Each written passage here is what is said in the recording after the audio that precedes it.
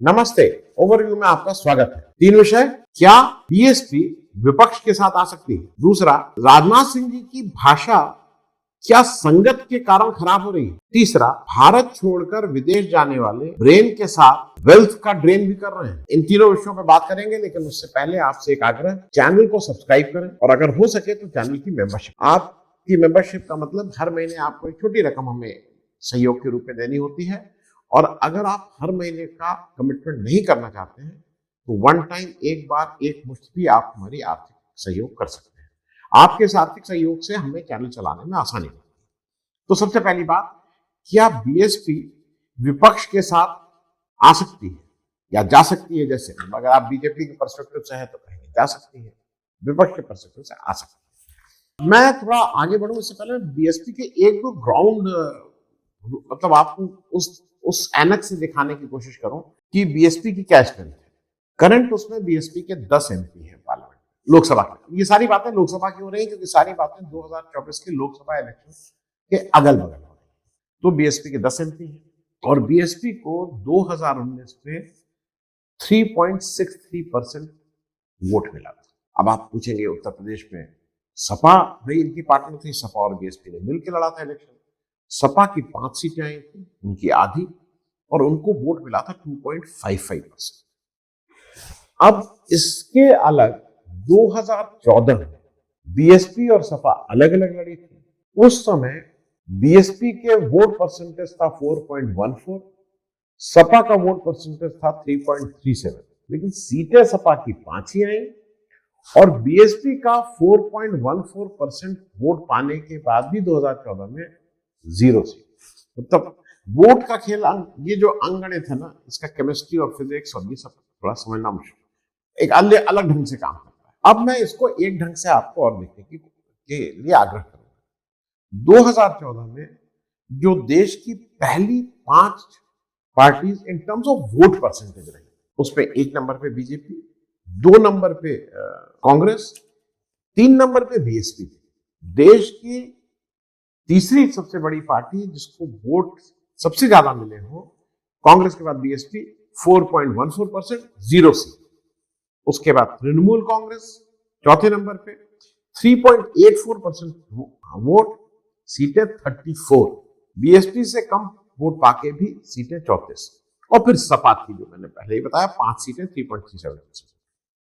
अब 2019 में आप नजारा देखिए, यही पांच जो पार्टीज है, पहले 5 है इंडिया की, पहले 5 में यही पार्टीज, पहला बीजेपी, दूसरा कांग्रेस। अब यहां तीसरा बीएसपी की जगह टीएमसी आ गई, तृणमूल कांग्रेस आ गई, और तृणमूल कांग्रेस का वोट परसेंटेज 3.84 से बढ़ के 4.07 हो गया, लेकिन सीटें 34 से घट के 22 हो गई।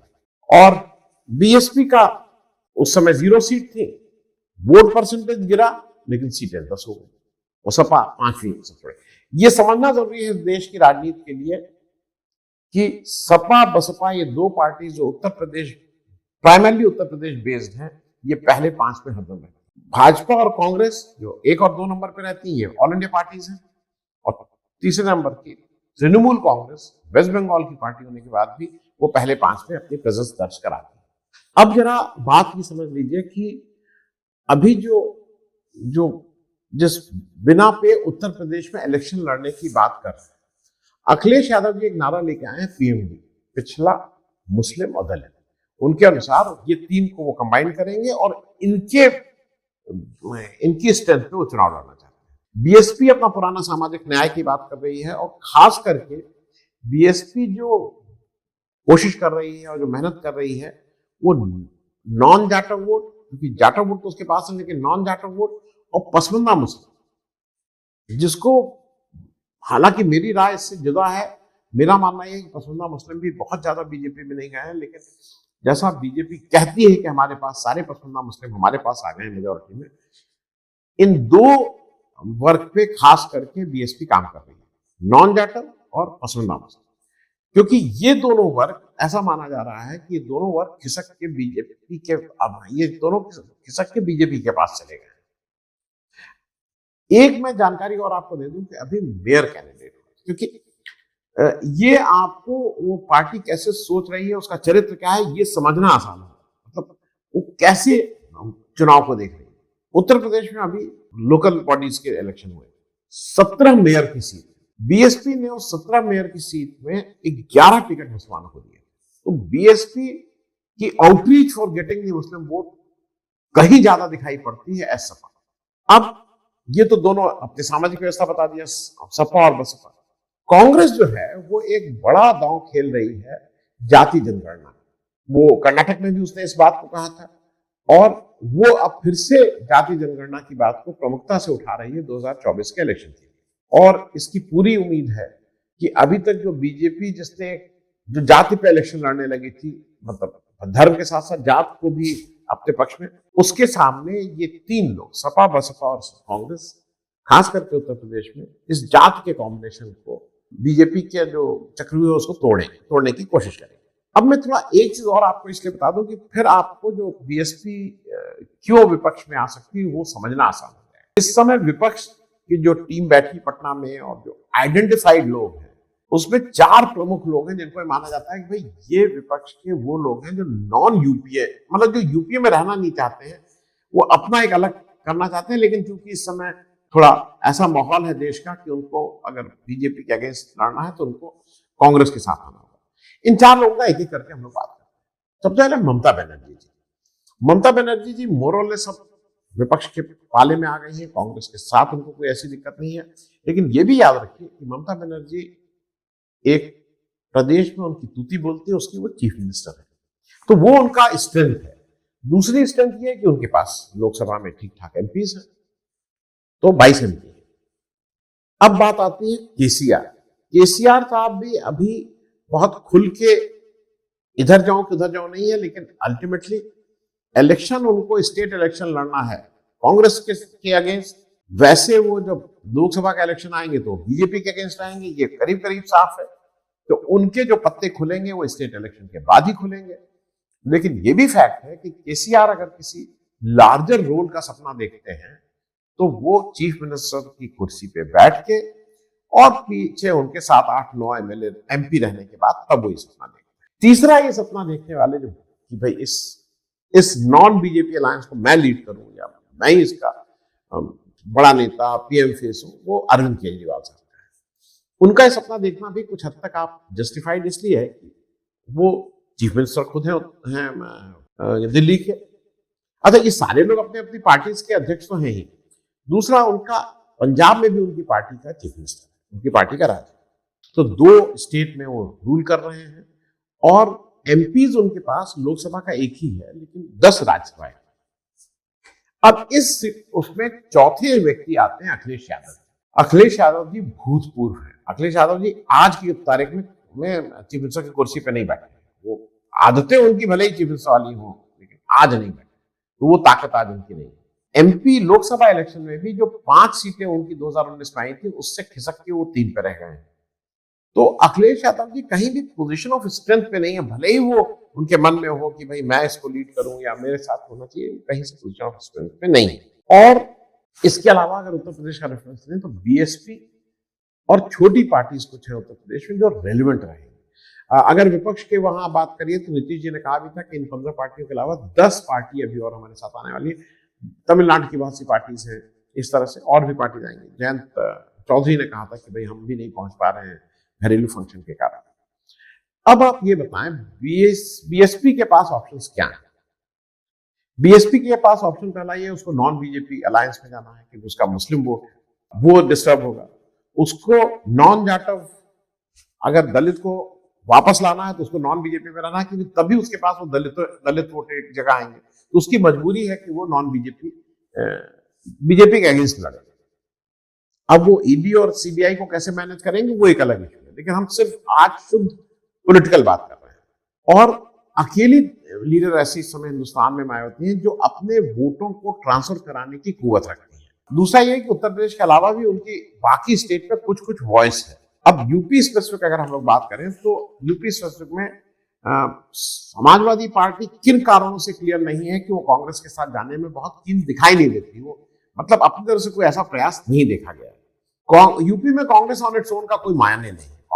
अब कांग्रेस की मजबूरी है कि अगर उसको उत्तर प्रदेश में इलेक्शन लड़ना है तो उसको सपा या बसपा के साथ जाना ही पड़ेगा। अकेले जाने से उसकी कोई ऐसी महत्व, एक सीट का 2 सीट हो जाएगा, 3 सीट हो जाएगा, कोई ऐसा खास फर्क नहीं पड़ेगा। अब छोटी पार्टियां जैसे जयंत चौधरी साहब, चंद्रशेखर जी, ये सब ज्यादा कंफर्टेबल हैं कांग्रेस वाले अलायंस में, क्योंकि लार्जर अलायंस में पार्टी को लगता है कि मेरा वजूद ठीक रहेगा। एक चीज और है, ये फैक्ट है कि उत्तर प्रदेश में इस समय कांग्रेस की हालत खराब है, उनके पास वोट नहीं है, पर गुडविल के नाम पे राहुल गांधी की गुडविल कितना वोट पे ट्रांसफर करेगी नहीं मालूम, है गुडविल है, कांग्रेस पार्टी की गुडविल है, और एक बड़ी गुडविल खड़गे साहब की भी हो गई है।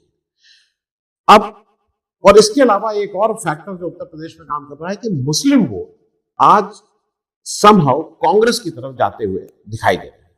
आज एक्सप्रेस ने एक स्टोरी भी की है, उसने बिल्कुल साफ साफ ये कहा है कि बीएसपी को, देखिए एक चीज ये है, बीएसपी के मुकाबले सपा को सीटें ज्यादा मिली थी। दूसरा ये है कि राजस्थान, एमपी, इन सब जगह भी बसपा अपनी तैयारी कर रही है, तो इसकी भी एक संभावना से इनकार नहीं किया जा सकता है, जैसा उस स्टोरी में है कि बसपा इस समय अटैक कर रही है बीजेपी को और सपा को। उसने अपना अटैक कांग्रेस के प्रति थोड़ा टोन डाउन किया है, और शायद उसके मन में कहीं यह है कि कांग्रेस के साथ मिलकर कोई इलेक्शन की बात करेंगे, क्योंकि मायावती भी विनिंग कॉम्बिनेशन के साथ जाना चाहेंगे। उनको ये जरूरी है कि उनके पास एक नंबर ऑफ एमपीज मिनिमम रहे, जिससे वो 0 एमपी होने से उनकी ताकत भी कम होती है।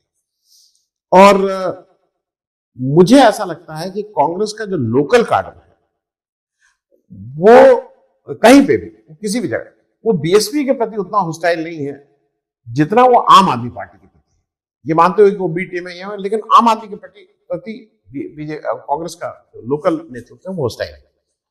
अब हम लोग दूसरी बात कर लें, राजनाथ सिंह जी की भाषा क्या संगत के कारण खराब हो रही है। राजनाथ सिंह का एक बयान आया, अभी वो जम्मू कश्मीर में थे, वहां कोई डिफेंस की मीटिंग कर रहे थे, उन्होंने कहा है कि पाक ऑक्युपाइड कश्मीर जो है उसमें कुछ करने की जरूरत नहीं है, क्योंकि पीओके के लोग खुद इंडिया में मिलना चाहते हैं।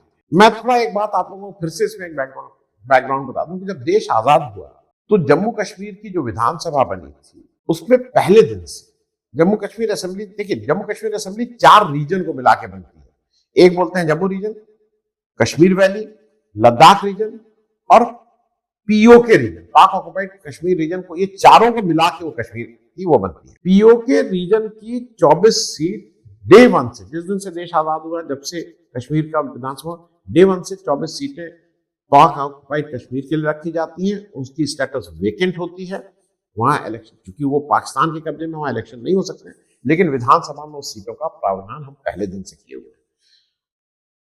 अब दूसरी बात यह है कि जो राजनाथ सिंह जी का बयान है, उनका ये कहना है कि इंडिया और यूएस का जो साझा बयान आया उसने बिल्कुल पाकिस्तान की ऐसी तैसी कर। रियलिटी यह है कि अभी तक जब मौका पड़ा है तो अमेरिका पाकिस्तान से अपनी दोस्ती ज्यादा निभाया है बनस्पत इंडिया के। अभी तक बयान कुछ अलग करते रहिए, लेकिन मौके पे तो वो पाकिस्तान के साथ खड़ा रहा है। तो ये थोड़ा भरमाने वाली बात है राजनाथ सिंह जी।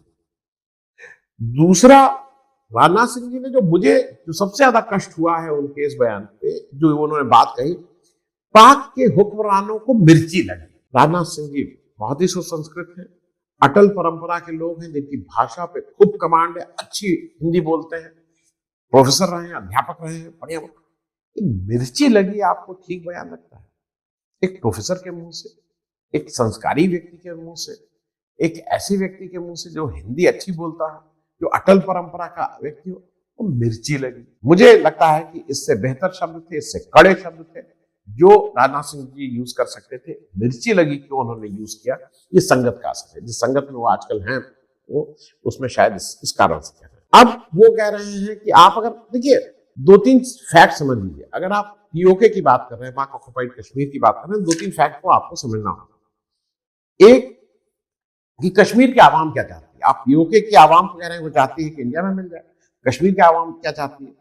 अगर आपकी बात सही है तो जो कश्मीर हमारा जम्मू कश्मीर है, वहां लोकतंत्र की बहाली क्यों नहीं हो रही? 5 साल से क्यों प्रेसिडेंट रूल लगा हुआ है? वहां इलेक्शन क्यों नहीं हो रहा है? इसके जवाब आपको देने पड़ेंगे। और शायद मेरे हिसाब से एवरेज कश्मीरी की राय कभी भी नहीं ली जाती है, वो लेना भी इस पूरे मामले में जरूरी है। ये कहना कि वो ऐसा चाहते हैं ठीक नहीं, और केवल इलेक्शन के कारण इसको इंडिया पाकिस्तान इशू बनाना हर बात पे, क्योंकि इससे वोट मिलते हैं, ये ठीक नहीं है। मैं कश्मीर गया तो वहां के एवरेज कश्मीरी का कहना था कि आपके इंडिया पाकिस्तान करने से, हिंदू मुस्लिम करने से आपको प्लेन में वोट मिलते हैं, इसलिए आप हम लोग पिसते हैं। चाइना बॉर्डर पर जो शहीद हुए उन जवानों की, एक राजनाथ सिंह जी ने एक बयान और दिया कि चाइना बॉर्डर पर जो शहीद हुए हैं उन जवानों की शहादत पर विपक्ष सवाल उठाता है। आप अध्यापक हैं, आप संस्कारी हैं, और आप, अभी तक मैं ये मानता था कि आप ज्यादा झूठ नहीं बोलते, छोटा मोटा ठीक है, दाल में नमक के बराबर, पॉलिटिशियन है तो इतना आपको करना पड़ेगा, लेकिन आप ज्यादा झूठ नहीं बोलते। क्योंकि आप एक भी व्यक्ति का मुझे बयान दिखा दीजिए, चाहे पक्ष विपक्ष, जो भी हिंदुस्तानी है, जिसने जवानों की शहादत पर सवाल उठाया। लोगों ने सवाल आपकी पार्टी, आपकी सरकार, आपके प्राइम मिनिस्टर पर सवाल उठाए हैं कि वो चाइना को कड़े शब्दों में आपत्ति दर्ज नहीं करते हैं, चाइना को का तिरस्कार भर्त्सना नहीं करते हैं, ये तो कहा है, लेकिन शहादत पे सवाल उठाएं, ये थोड़ा आप क्यों इन सब पर, अरे आप संस्कारी व्यक्ति हैं, आपकी इज्जत बहुत है, आप अच्छी हिंदी बोलते हैं, आप इन सब के चक्कर में काहे पड़े हुए। अब मैं अंतिम बात करके खत्म करूंगा। भारत छोड़कर विदेश जाने वाले ब्रेन और वेल्थ दोनों का क्या ड्रेन कर रहे हैं। एक अभी रिपोर्ट आई है आज इंडियन एक्सप्रेस में, क्या वैसे भी एक रिपोर्ट पार्लियामेंट में भी क्वेश्चन हुआ था, उसमें बताया गया कि पासपोर्ट सरेंडर, करीब 70,000 पासपोर्ट सरेंडर हुए हैं 2011 से 2022 के बीच। और ये जो पासपोर्ट सरेंडर हुए हैं, ये देखिए, हमारे यहाँ ड्यूल सिटीजनशिप का नहीं है। अगर आप किसी और राष्ट्र के नागरिक बनते हैं तो आपको अपना पासपोर्ट सरेंडर करना पड़ता है। और ये जो पासपोर्ट सरेंडर हुए हैं केवल हिंदुस्तान के रीजनल पासपोर्ट ऑफिस में हुए हैं, ओवरसीज में और एम्बेसीज में जो सरेंडर हुए हैं वो डेटा नहीं है। 2011 से 2022 के बीच 16,21,000 लोगों ने हिंदुस्तान की नागरिकता छोड़ के विदेशी नागरिकता ली थी। थोड़ा देखने वाली बात, अच्छा इसमें जो राज्य वाइज जो ब्यौरा है इस पासपोर्ट का, गोवा नंबर 1 पे परसेंटेज कम, सबसे ज्यादा लोग गोवा से गए हैं। ओवरऑल नंबर्स में परसेंटेज मुझे लगता है पर कैपिटा इनकम, क्योंकि अफोर्ड कर सकते हैं इसलिए ट्रांसफर किए हैं। पंजाब के लोग हैं, पंजाब के लोग वैसे भी विदेश बहुत जाते हैं। गुजरात के लोग हैं, कर्नाटक और तेलंगाना से पर कैपिटा इनकम कम होने के बाद भी गुजरात के लोग 3 नंबर पे हैं और महाराष्ट्र के लोग 4 नंबर पे हैं। साउथ की कर्नाटक, तेलंगाना, केरल, तमिलनाडु से आय कम होने के बाद भी कहें, ये मुझे लगता है ये कहीं ना कहीं शिक्षा का भी असर है, क्योंकि शिक्षा के मामले में केरल इनसे आगे रहे। अब मैं एक चीज जल्दी से आपको बता दूं, ये लोग क्यों जाते हैं, जो मैं अपनी समझ के हिसाब से बोल रहा हूं, आप भी जरा बताइएगा इसमें। Majority of the people go, जो ईज ऑफ डूइंग बिजनेस आप कहते हैं ना, ईज ऑफ डूइंग बिजनेस या ईज ऑफ डूइंग सर्विस, वहां पे सर्विस करना ये सब आसान है। और एक अगर कहते हैं ईज ऑफ लाइफ, वहां शायद जीवन यहाँ के मुकाबले ज्यादा आसान है। कोई इंस्पेक्टर साहब, कोई लाइनमैन, कोई वो आके आपको धमकाने और भगाने का काम नहीं करता है। हाँ, हालांकि एक वर्ग है, एक छोटा वर्ग है, एक स्पेसिफिक भूभाग से ज्यादा आता है, वो एक मॉडल को ज्यादा फॉलो करता है, जो यहां से चोरी करके भाग जाता है। बड़ा लोन लेगा, खूब पैसा लेगा और फिर उस पैसे को लेके भाग जाएगा, फिर वहां चला जाएगा, वो एक अलग है, वो लेकिन एक्सेप्शन है, वो रूल नहीं है।